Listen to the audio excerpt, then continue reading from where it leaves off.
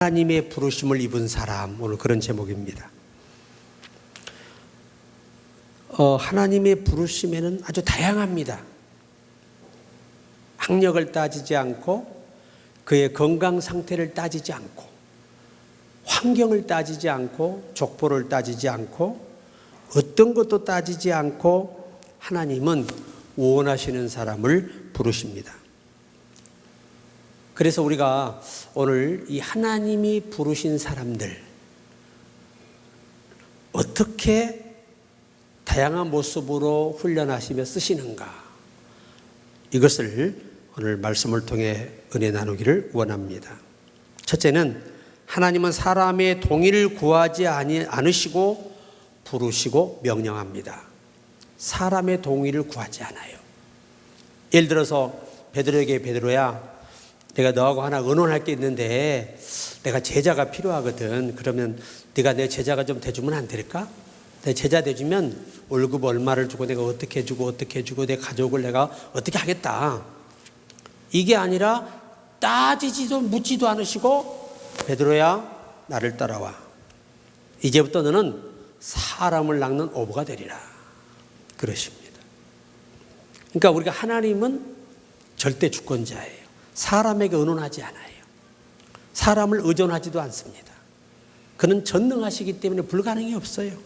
말씀 한마디로 모든 걸 이루는 분이기 때문에 굳이 인간의 도움이 필요치 않습니다.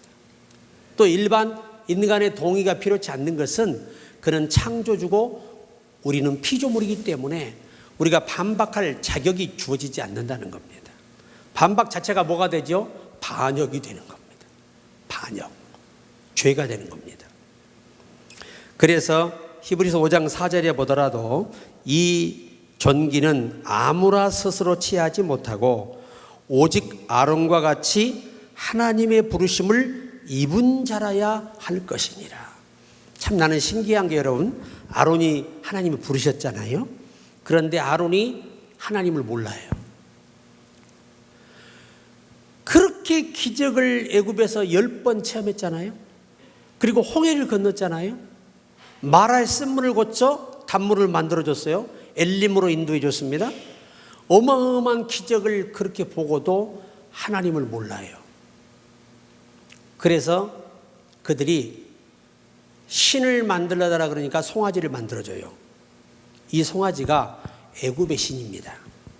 애굽의 바로가 이 송아지 신을 섬겼어요. 그 송아지 뿔 있잖아요. 이 뿔이 이 애굽은 강하다. 권세가 있다. 그래서 송아지 신을 이 이스라엘 백성들이 광요를 했습니다. 그리고 그 자국민들이 송아지 신을 섬겼어. 그러니까 이들이 400년 동안 배운 게 뭐예요? 송아지 신이야. 그러니까 보이전 하나님이 소식이 없다 보니까 애굽에 섬겼던 신을 만들어 달라는 겁니다. 이게 무슨 말이죠? 애굽에서 그 자기들을 그렇게 400년간 생존하도록 해준 신이 송아지 신으로 생각을 했던 거죠. 여러분 생각해 보세요. 하나님이 나타나지도 않으세요. 430년 동안. 지도자도 없어요. 그들을 이끌 영도자가 없어요. 리더가. 다 그냥 포로예요. 포로. 그런 상황에서 그 종교적인 그 성향을, 참 이게 우리가 영향을 받아가지고 결국은 광야에 나와서 그 신을 섬기고 말아요. 그래서 3,000명의 목숨을 잃게 됩니다. 참 비극이죠? 비극? 그러니까 우리가 알아야 돼요. 하나님은요, 알게 해주는 자가 아니면 절대 알 수 없어. 스스로 하나님을 알 수가 없다는 얘기예요. 아무리 많은 기적을 경험해도 우와 할 수는 있는데 속으로는 못 믿는 거예요. 참 신비롭죠. 그러니까 생각의 긍정과 우리의 영의 긍정은 달라요. 수준이. 영의 긍정은 성령에 의해서 참 믿음에 의한 긍정.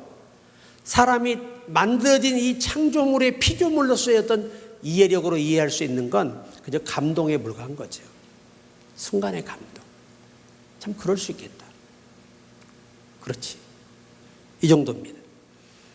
히브리서 11장 8절에 보면 믿음으로 아브라함은 부르심을 받았을 때 순종하여 장래 기업으로 받을 땅에 나아갈새 갈 바를 알지 못하고 나갔으며 그냥 여호와께서 아브라함아 집을 떠나 그러니까 따지지도 묻지도 주저하지도 않고 바로 그냥 순종을 해버려요. 어디 정한 데가 없어요. 그냥 하나님이 정한 곳이 자기가 갈 곳이라 이거죠. 여러분 항상 우리가 믿음으로 사는 사람은 이런 계산법이 있어야 돼요.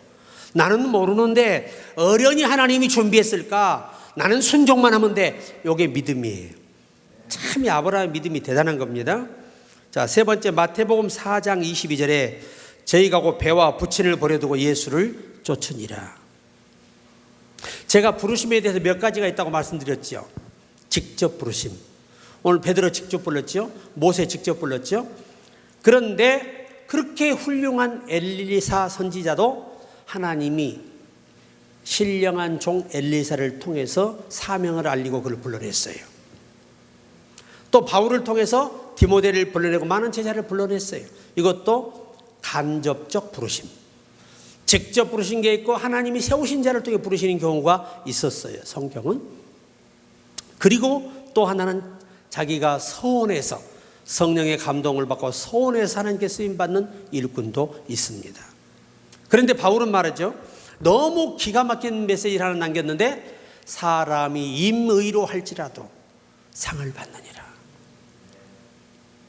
얼마나 이 마지막 때의 예수 안에서의 이 범위가 넓어졌는지를 보여주는 대목이에요. 그러니까 우리는 하나님의 부르심에는 사람과 타협이 없다. 그는 창조주기 때문에 피조물이 못합니다 하는 뭐지요? 피조물은 창조물에 대한 반역이 되는 겁니다. 죄가 되는 거예요. 그래서 하나님은 단 한 사람에게도 동의를 구하지 않고 의논하지 않으셨어요. 일방적으로 명령하셨습니다. 그래서 모든 성경이 뭐로 번역이 되어 있죠? 명령사.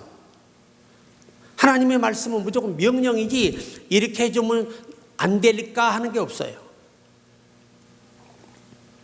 사람은 신의 수준에 이르지 못하기 때문에 서로 의논하고 지혜를 모아야 되지만 그러나 그 지혜를 모으는 것보다 더 앞서가야 할 게 뭐죠? 하나님의 뜻이에요. 깊이 기도해서 성령의 영감을 받고 서로 대화할 수 있기를 바랍니다. 그래서 이제 두 번째는 하나님은 부르신 사람들을 어떻게 하시느냐? 교육을 받게 하신다. 어느 날 어떤 목사님 저에게 신선한 질문을 던졌어요. 아니 제자들이 신학 공부했습니까? 하나님이 부르시면 그만이지 꼭 해야 됩니까? 그렇게 저에게 반문을 던진 분이 계셨어요. 이게 굉장히 꽤 오래됐는데 그때 제가 하는 말이 예수님의 제자들은 3년 반 동안 풀로 24시간 주님과 일거수일투족을 동행하며 듣고 배우고 깨우쳤어요. 또 예수님이 직접 본을 보이시며 실천신학을 공부를 시켰고 저녁에는 무슨 신학을 시켰을까? 기도 신학을 시키셨고 낮에는 은사를 활용해서 복음 전하고 하나님 나라를 전하는 이런 실제적인 목양을 가르치셨어요. 아주 다양하게 가르쳤습니다. 제가 말했잖아요. 우리가 여러분 신학 대학을 다닐 때 우리가 한 학기가요 16시간 전체 18시간인데 거기서 오리엔테이션 빼고 이것저것 빼면 딱 16시간이에요. 16시간 며칠밖에 안 돼. 하루가 몇 시간이에요? 좀 생각을 하고 살자고. 우리들은요 예수님 제자들의 교육기간을 따라갈 수가 없어요. 그래 우리 초창기 때는 예수님처럼 한다고 해가지고 신학교에서 기도 신학이 밤에는 있었어요. 밤에는 무조건 어디 가야 돼? 산에 가 기도해야 돼. 기도 안 하면 학점이 안 나와요. 졸업이 안 되는 거예요. 그리고 전도 신학 또 공부 끝나고 또 2시간씩 의무 전도를 했어요. 그렇게 우리는 교육을 했습니다. 그래서 요한복음 13장 15절에 보면 내가 너희에게 행한 것 같이 너희도 행하게 하려 하여 본을 보였노라. 예수님이 하신 모든 행적이 뭐지요? 제자들에게 오늘 우리에게 본을 보이신 거예요. 나같이 해라. 밤에는 뭐하고 기도하고 낮에는 열심히 주의 일하고 그거예요. 그거. 우리가 한 가지 이제 부족하고 예수님은 능력이 풍만하신데 우리 능력이 부족하다는 거죠. 여기 좀 아쉽긴 해요. 기도 많이 하면 여러분도 하나님 힘을 주십니다. 걱정할 거 없어요. 마태복음 28장 19절로 20절에 그러므로 너희는 가서 모든 족속으로 제자를 삼아 아버지와 아들과 성령의 이름으로 세례를 주고 내가 너희에게 분부한 모든 것을 가르쳐 지키게 하라. 볼지어다 내가 세상 끝날까지 너희와 항상 함께 있으리라 하시니라. 아멘. 여러분, 예수님이 3년 반 동안 가르친 내용을 마태복음에 다 기록했을까요? 했겠어요? 못 했겠어요? 상상도 못해. 이거는 진짜 성령이 딱 감동의 팩트만 뽑아서 알려주신 거예요. 그래서 예수님 말씀이 뭐였죠? 내가 너에게 뭐 했던 거? 가르쳤던 거. 그거 그대로 가르치라는 거야. 그대로. 이거 뭘 의미하죠? 얼마나 예수님이 철저히 제자들을 가르쳤냐면, 첫째는 제자들이 뭐가 없었어요? 배움이 없었어. 다 어디 사람이에요? 거의 갈릴리 사람이거든요. 그러면 만약에 베드로를 공부도 안 시키고 네가 설교해 그러면 안녕하십니까? 저는요 갈릴리 바다의 어부입니다. 아무것도 몰라요. 나는 고기 잡는 것만 말하겠습니다. 뭔 얘기하겠어요? 그죠? 그런데 3년 반 동안 듣고 보고 배우던 것이 성령이 역사에서 생각나게 하시니 능력의 말씀이 되는 거예요. 여러분, 우리는 시간만 주어지면 공부해야 됩니다. 디모데후서 3장 14절에 그러나 너는 배우고 확신한 일에 거하라. 너는 내가 누구에게서 배운 것을 알며. 그러니까 바울이 디모데에게 항상 하는 말이 뭐냐면, 너는 어린애잖아요. 공부를 많이 못했단 말이에요. 디모데가 순수하고 또 할머니, 어머니 자기 믿음으로써 그 교육을 받았는데 신앙생활은 열심히 배웠는데 뭘 많이 몰라요? 성경을 많이 몰라요. 그래서 바울이 이 교육에 굉장히 신경을 썼습니다. 오늘 이 디모데에게 알리면서 디모데 이 원문은 디모데 교인들이요. 이 디모데 후서가 아니고 디모데 교인들이요. 그렇게 번역이 되어 있거든요. 그러니까 너는 배우고 뭐한 일에? 확신한 일에 먼저 거하라. 신명기 31장 12절에도 곧 백성의 남녀와 어린아이와 내 성읍 안에 거류하는 타국인을 모으고 그들에게 듣고 배우고 내 하나님 여호와를 경외하며 이 율법의 모든 말씀을 지켜 행하게 하고. 첫째가 뭐지요? 배우고 알고 행하라는 얘기죠. 그러니까 하나님이 쓰시는 사람들은 전부 다 배우고.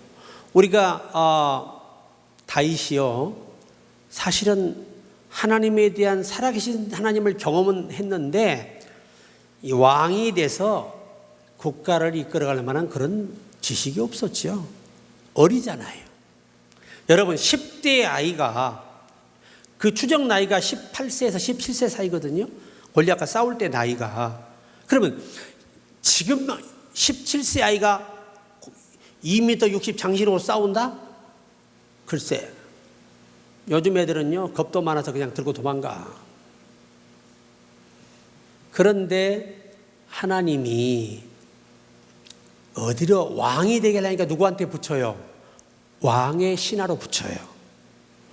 거기서 군대를 리드하는 비법을 터득하게 하고 왕 곁에 있으면서 왕은 국가를 어떻게 다스리냐를 배워요. 거기서 다 배워요. 그리고 왕의 또 리더로서 그 고난이 왔을 때 대처하는 훈련이 오랜 시간이 걸렸습니다. 그리고 나서 유다의 왕이 되고 그리고 13년 후에 통일 이스라엘 왕이 됐어요. 자, 그러면 얼마나 그가 많은 고생을 했는지 아시겠죠? 그리고 나서 20년 더 했어요. 통일하고 한 다음에 20년 하고 왕위를 내려놨잖아요. 죽었으니까.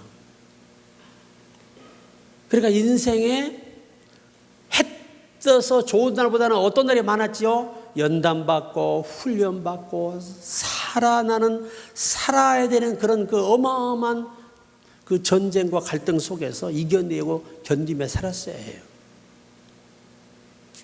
그렇게 해서 왕이 됐어도 왕이 된 후에 나라가 너무 혼란스럽고 어지러움이 많았죠. 그게 인간이에요. 그러니까 하나님이 단련하지 않고는 어떤 일을 맡겨도 감당하지 못한다는 거예요. 우리 남자들 다 군대 갔다 왔으니까 군대가 어때요? 군대 가서 만약에 훈련소에서 군에서 훈련 안 받으면 그 훈련하는 그 자기 직무를 감당할 수 있나요? 포탄을 그냥 상상으로 쏠 수 있나요? 포탄 한번 쏠려면요, 그 전에 군기, 매 맞는 법부터 배워요. 뭘로? 빠따로. 매 맞고, 그 다음에 보조 사수, 보조, 부사수, 사수로 가는 거예요. 그 과정이 엄청 깁니다. 고생도 많이 하고. 그래서 포탄 한 발 쏘는 거예요. 제가 군대에 처음에 사격장에 갔는데 그때는 M1이었어요. 훈련소에 주는 총이 M1. 얼마나 총이 안 좋아요. 그때 막 K1이 나와가지고 이제 막 특수부대에 이제 보급한다고 할 때인데 훈련소에서 두 번째 주는 총이 뭐냐? 칼빈소 총이야. 칼빈소 총. 칭하게도 안 맞아. 그런데 매를 맞으면 총알이 잘 맞아요. 그냥 그 자리에 딱 일어 세워가지고 일어서! 뒤로 굴러, 앞으로 굴러, 막 좌로 굴러, 우로 굴러, 막, 앞으로 뒤로 치심 하면서 막 옷가발에 채이고 꽃게기로 막 맞고 몽댕이로 맞다 보면 사격이 돼. 그렇게 한 1시간 맞다 보면 다시 사설로 그냥 스르르 사격 준비. 왜? 이번에 못 맞추면 이제 어떻게 된다? 끝나고 우리 그때 아주 나쁜 말로 개창나는 거야 그냥. 그러니까 정신 바짝 차리고 그냥 가지고 사격을 해서 겨우 몰매를 면했습니다. 그때 그 감각 있잖아요. 그때 그 사격의 성공했던 감각이 머릿속에 남아있어요. 그래서 그때부터 사격을 잘해서 내가 전군 사격대 1위 했어요. 표창장 다 있어요. 처음에 M16 소총, 그 다음에 M60 기관총, 그 다음에 권총 108백중. 이 기관총은 보통 250사로가 기본이에요. 100사로 없어. 이런 뭐 M16은 뭐 100사로, 뭐 200사로, 뭐 250. 근데 이 기관총은 기본이 이 250사로에서 500사로예요. 근데 이 500사로면 500m 전방에 표적이 있는데 가물가물하게 보여. 그런데 그것도 108백중이야. 그렇게 되기까지 이 팔이 부어서 아려서 결려 잠을 못 잘 정도로 매일 6개월 사격을 했어요. 그 귀가 아파 안 아파? 정말 여러분 총 쏴면 재밌을 것 같죠? 이 반동이 총이 탁탁 치면요, 그거 이렇게 부어서 죽어나 자빠져요. 그런 훈련이 있었기 때문에 이 금메달이 있는 거예요. 죽을 만큼. 이제 시합 딱 3일 되니까 사단장이 와가지고 막 소고기도 가져오고 생전하라는 짓을 해. 소고기도, 야, 왜? 자기는 진급이 달려있거든요. 진급이 달려있어요. 그러니까 벌써 그냥 얼마나 그냥 이 대대장들 때려 잡아놨더니 그냥 이 별 하나부터 와가지고, 그래, 고생이 많지? 그래, 야, 뭐가 보자. 자, 얘들 다 막 챙겨배가. 옷도 최고로 막 다려서 갖다 주고, 막 총알도 막 총기 자기들 다 닦아주고, 원래 우리가 해야 되잖아. 왜? 진급하고 싶어갖고. 여러분, 별 하나 올라간다는 게 쉽지가 않아요. 하나 달기도 하늘의 별 따기입니다. 지금도 52세의 별을 못 달면 바로 옷 벗어야 돼요. 두 스타도 54세, 5세 사이에 못 달면 바로 옷 벗어야 돼요. 입고 싶다 있는 게 아니에요. 그냥 벗어야 돼요. 그게 뭐냐? 훈련입니다. 훈련. 제가 한 얘기는 훈련이 있어야 감당할 수 있다. 그래서 하나님도 우리를 훈련하신 후에 쓰시는 거예요. 성경에 보시면 훈련 안 받은 사람 누가 있어? 고생 안 한 사람 누가 있어요? 다 거쳐서 그것도 뭐요? 교육이다. 교육. 그 고난의 교육이 포함돼요. 그러니까 교육에는 지적인 교육, 신령한 교육, 몸으로 때우는 교육이 있어. 그거는 엄청난 내가 몸으로 스트레스, 압박과 고통을, 삶의 고통을 겪으면서 우리가 다져지는 거예요. 강건해지고 견고해져요. 그래야 어떤 걸 몇 개도 감당할 수가 있죠. 낙하산 타가신 분 없죠? 저는 75번 점프했어요. 낙하산. 처음에 점프할 때요, 다들 뭐 엄마 하는 사람도 있고 뭐 아자 하는 사람도 있고, 나만 뭐라고 했을까? 그렇죠. 주야 하고 딱 떨어지는데 난 한 번도 75번을 땅에 점프했는데요, 한 번도 발목도 빈 적이 없어요. 얼마나 감사해요. 세상에 낙하했다고 생명수당이라고 2,000원 더 주더라고. 도대체 이게 월급인지 뭔지를 모르고서는 지금도 아니 그거 안 펴지면 떨어지면 죽는데 2,000원 받고 뛰는 거야. 여기에 내 생명이 2,000원짜리밖에 안 됐던 거야 그때. 진짜 무서운 훈련은요 11m 점프예요. 가장 인간이 무서운 이 높이가 11m랍니다. 어떤 애는 막 오줌 싸다가 오줌을 재려가지고요, 그냥 그 자리에서 옷가발로 막 밟는 데 가서 그때는요 그냥 죽였어요. 그냥 그 사고나 장애인 되면 병가 다 처리해버려요. 그냥 죽어버리면 아무 문제가 없어. 그런 때니까. 제가 하나 왜 이 얘기를 하냐면, 훈련이라고 하는 건 진짜 강한 군인을 만들어내요. 내 스스로가 정신력이 어마어마하게 강해집니다. 일반 군에 갔다 온 분들 가스실 다 방독면 쓰고 들어가요. 특수부대는 어떻게 해? 그냥 들어가는 거야. 그냥 꼬박 차빠르게 들어가라고. 방독면도 안 쓰고 그냥 거기서 버티는 거야. 거기 군가 불러. 그리고 거기서 또 막 뒤로 치시면 앞으로 치시면 자로 굴러 우러 굴러. 서 있기도 사실은요 죽을 만큼 힘들어요. 거기서 뒤로 치시면 앞으로 치시면 자로 우러 굴러니 어떻게 살아? 그냥 나고 누구고 그냥 콧물 눈물 그냥 헤헤헤 가지고 쫙 나와 서 있으면 코 흘렸다고 두드러 맞아. 울었다고 비겁하게 울었다고 두드러 맞아. 또 어떤 놈은 너무 거만하게 당당히 서 있다고 두드러 맞아. 그 사람이 나야 바로. 그러니까 잘해도 맞고 못해도 맞고 무조건 맞아 군대는. 그게 군대. 근데 그렇게 훈련하다 보니까 나도 모르게 정신력이 강해지고 두려움이 없어져요. 주의 일도 주님이 허락한 훈련 코스를 잘 이겨내잖아요.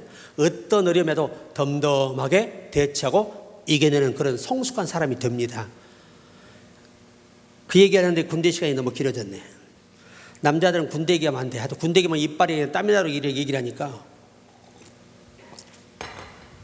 세 번째는 하나님이 부르신 사람에게 세 번째 주시는 게 뭐냐? 따라합시다. 신령한 은혜. 이 신령한 은혜를 주세요. 마태복음 10장 1절에 예수께서 그의 12 제자를 부르사 더러운 귀신을 쫓아내며 모든 병과 모든 약한 것을 고치는 권능을 주시니라. 여기 권능이라는 말은 원어에서는 힘을 주시라고 똑같은 말이에요. 권능이나 한문으로 권능이나 힘이나 똑같아요. 그러니까 여러분 은사도 주셔야 된다는 얘기예요. 은사도 하나님이 선물로 주셔야 받는 거지 타고나서 하는 게 아니에요. 그러니까 제가 지금도 그 양심의 가책을 느꼈던 게, 나는 정말 너무 집회를 한 주에 2군데 3군데 다니다 보니까 기도할 시간이 없어요. 피곤해서. 그런데 기도도 제대로 못하고 가는데 귀신은 쫙쫙 나간단 말이지. 그래서 괜히 내 마음의 양심에 뭐가 와요? 펴치가 않아. 야, 기도도 안 하고 하는데 귀신이 나가네. 하나님께 그냥 미안한 거예요. 이게. 이렇게 됩니다, 사람이. 그게 뭐냐? 사람의 어떤 것에 의해서 자지우되는 게 아니라 하나님이 원한 것을 이룰 때까지 권능을 주시고, 비록 우리가 삼손이 일시적으로 권능을 하나님 거두셨지만 회개하고 다시 성장하니까 다시 권능을 주지요. 권능을 주는데 마지막으로 살아생전에 죽인 사람보다 마지막 죽을 때 죽은 사람이 더 많았다는 거예요. 그렇게 하나님의 사명을 완수하고 데려가셨습니다. 우리가 사도행전 2장 1절로 4절에도 120문도 제자들이 두려워 떨며 다락방에 있을 때 기도할 때 뭐가 왔습니까? 성령의 권능이 왔습니다. 예수님 약속했죠. 능력이 입히 올 때까지 이 성에 와라. 왜 우리나라 성경에 능력을 입힌다 했을까라고 하는 이 원어라든가 전승을 보니까 입힌다는 말의 의미가 뭐냐면 구별이에요. 구별. 뭐의 구별? 달란트의 구별. 자, 의사는 뭘 입혀야 돼? 의사는 하얀 가운을 입어야 돼. 경찰은 뭐 입어야 돼? 경찰이 가운 입고 다니면 돼. 의사 가운 입고 미쳤다 그래. 여러분, 우리가 경찰이 무서운 게 아니고 뭐가 무서워? 국가가 그 입혀준 제복이 그냥 딱 보는 순간 경찰이네 괜히 떨어요. 괜히. 특히 범죄자는 그냥 오금이 절린데 경찰차만 그냥 지나가도. 그러니까 하나님이 그 사역에 맞게 필요한 것을 주신다 이 말이에요. 이거를 입힌다는 표현을 했어. 왜? 이게 어디서 왔냐? 구약에서 하나님이 아담에게 입히셨고, 열국의 합이니까. 그리고 제사장, 레위인, 대제사장 모든 제복이 달라. 옷이 다른 만큼 뭐가 달라요? 직무가 달랐단 말이에요. 그러니까 은사가 뭐예요?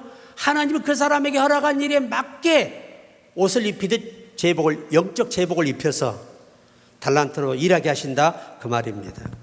자, 사무엘상 16장 13절에 사무엘이 기름 뿔병을 가져다가 그의 형제 중에서 그에게 부었더니 이날 이후로 다윗이 여호와의 영에게 크게 감동되니라. 사무엘이 떠나서 라마로 가니라. 여러분, 우리가 다윗도 왕으로 안수받을 때 뭐가 크게 임했어요? 성령이 크게 임하잖아요. 이 성령이 그에게 임하셔서 있는데도 크게 큰 성령 충만을 받았는데도 불구하고 받은 만큼 더 큰 고난을 겪었어. 근데 귀한 게 뭐냐? 그 엄청난 고난을 이 성령이 함께해서 이겨내게 했어요. 그리고 왕이 되게 한 것입니다. 여러분, 우리 안에 성령이 계시잖아요. 우리를 다양하게 다 훈련하고 있어요.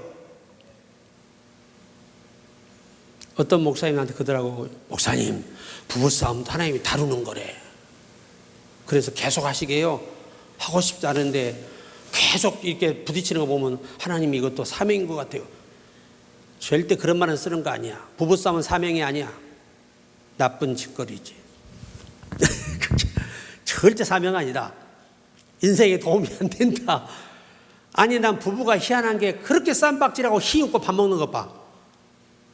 그러니까 사는 거 저랑 못 살지. 우리 어르신 말씀 딱 부부싸움은 칼로 몰배기야. 아유, 언제 싸우냐? 그 다음날 희웃고 좋아 죽고 못 살고 난리가 나요. 근데 진짜 독한 남녀는 오래 갑니다. 우리 교회, 우리 친구 목사님 한 분이, 이분은요, 자기가 잘하든 잘못은 상관없어. 일단 집을 나가. 기도원 애가 있으면 나한테 전화가 와. 나 기도원 왔어. 왜? 내가 좀 심하게 때리고 왔어. 그럼에도 불구하고 사모님이 열흘이고 20일이고 30일 잘못했다 문자 와야 집에 들어가. 거긴 또. 사람이 살아가는 방식이요. 참 우리가 이해할 수 없는 방식이 많아요. 자기가 잘못해놓고 사과할 때까지 안 들어가 버려. 그렇게 지금까지 한 번도 안 지고 이겨왔어요. 여러분, 그러지 마시기 바랍니다. 잘못했으면 잘못했다 그래야지. 빨리 끝낼 전쟁을 뻐기다가 오래가고 서로 힘들어할 필요가 없다 그 말입니다. 세월을 살다 보니. 누가복음 4장 18절에 주의 성령이 내게 임하셨으니 이는 가난한 자에게 복음을 전하게 하시려고 내게 기름을 부으시고 나를 보내사 포로된 자에게 자유를, 눈먼 자에게 다시 보게 함을, 전파하며 눌린 자를 자유롭게 하고. 보세요. 성령의 은혜를 주신 이유가 뭐예요? 간단히 복음 전하고 회복시키기 위한 거예요. 우리가 그 주인공이 되자 그 말이에요. 자, 마지막 하나는 하나님이 막 쓰시는데 왜 오랜 이런 고난과 아픔을 겪게 하느냐.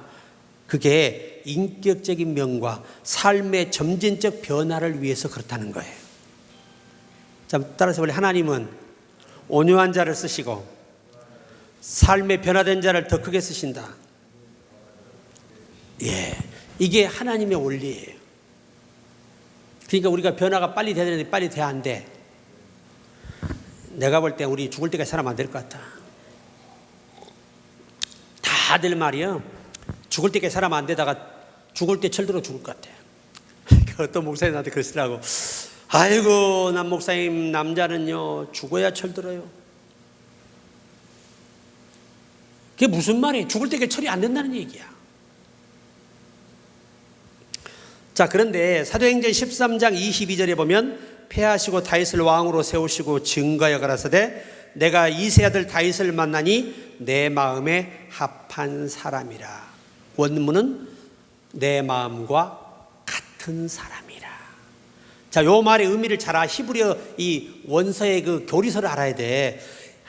다윗이 생각하는 자체 하나님의 생각을 그냥 딱 맞춰서 그가 생각하는 걸로 생각하는 그렇지 않아요.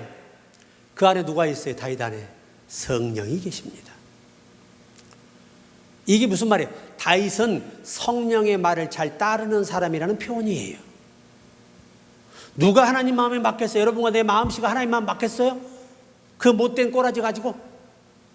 안 돼, 안 돼. 왜 그러는지를, 그래서 이 히브리 교리서라든가 이 미드라시라든가 미드시, 콥틱 여러 이 자료들을 보면요, 이 우리가 미처 알지 못했던 부분들을 좀 더 넓게 이렇게 해석을 해놨더란 말이죠. 자, 디모데후서 2장 24절에도 마땅히 주의 종은 다투지 아니하고 모든 사람을 대하여 원유하며 가르치기를 잘하며 참으며. 하여튼 교육자는 뭘 잘해야 돼? 잘 가르쳐야 돼. 성경대로 가르쳐야 돼. 그보다 중요한 게 뭐지? 다투지 말아야 돼. 예전에요, 우리 친구 목사님 한 분이 계시는데 이상하게 자기 사모님하고 토요일마다 대판한다네. 토요일마다. 그래서 해가지고 우리 친구 목사님은 강단으로 가시고 사모님은 안방에 들어 눕고 그러신대. 그런데 20년이 흘렀어요. 그런 나중에 딸이 하는 얘기예요. 아빠 엄마가 싸우시고 아빠는 교회 가 기도하시고 엄마는 그 안방에서 눈물로 밤샜어요. 20년간 변함없이. 그래가지고 그때부터 서로 마음을 알고 절대 싸우지 않았어요. 한 1년 안 싸우고 사니까 진짜 가만사성이야. 일이 잘 돼. 웬만하면 싸우지 말고 그냥 재밌게 사시기 바랍니다. 왜 아멘들 안 해? 왜 계속 싸워? 아무짝에 쓸모없는 일이에요. 서로 아픔만 줄 뿐이에요. 시편 37편 11절에 오직 온유한 자는 땅을 차지하며 풍부한 화평으로 즐기리로다. 이게 온유가 중요해요. 여러분, 좀 부드러운 사람이 되세요. 친절한 사람이 돼야지. 우리 저 형제처럼 용기 있게 잠을 잘 수 있는 능력, 대단한 거예요. 대단한 거예요. 오늘 일 많이 해서 그래요. 네. 자, 디도서 1장 8절에도 오직 나그네를 대접하며 선행을 좋아하며 신중하며 의로우며 거룩하며 절제하며. 이게 지도자예요. 자, 마지막 하나, 디모데후서 2장 21절. 그러므로 누구든지 이런 것에서 자기를 깨끗하게 하면 귀히 쓰는 그릇이 되어 거룩하고 주인의 쓰기에 합당하며 모든 선한 일에 준비함이 되리라. 여러분 이왕이면 좋은 이미지를 남기고 사는 게 좋아요. 그래야 불필요한 스트레스를 받지 않습니다. 겪어보니 그래요. 그래서 하나님은 조건 없이 부르십니다. 그런데 부르는데 뭐 하신다고? 반드시 일방적으로 부르시고 충분히 알게 하시고 하나님의 신령한 은혜들을 경험하게 하시고 무장하게 하시고 인격적인 성숙함과 삶의 변화를 늘 실행시키시면서 쓰신다는 얘기예요. 이게 성경이잖아요. 제 얘기가 아니고. 그래서 우리도 기왕이 좋으실 날 다 돼가는 쓰임 받는데 최고의 하나님의 사람들이 되시기를 바랍니다.